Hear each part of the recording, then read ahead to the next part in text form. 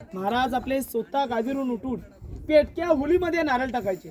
जो बहादर पेटक्या हुलीतून हाताने नारळ बाहेर काढत तिला हातातला 1.25 किलो सोन्याचा कडा, मानाचा घोडा आणि मानाचा पेटा म्हणून बक्षीस दिलं जायचं.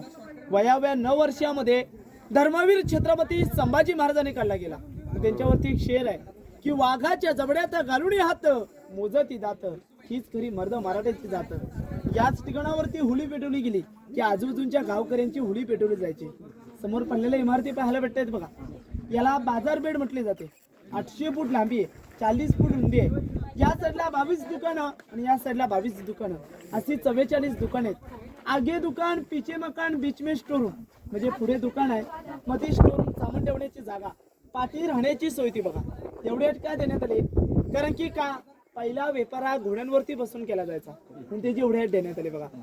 हा, समोर आपल्याला महाराजांची मूर्ती पाहायला भेटते बघा. ही मूर्ती आतमध्ये सिंहासनाच्या इथे 1974 मध्ये आतमध्ये सिंहासनाच्या इथे बसणार होती.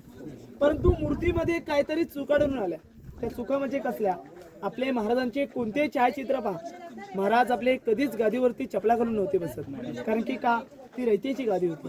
या मूर्तीमध्ये आपल्याला चपला घातलेल्या पाहायला भेटते.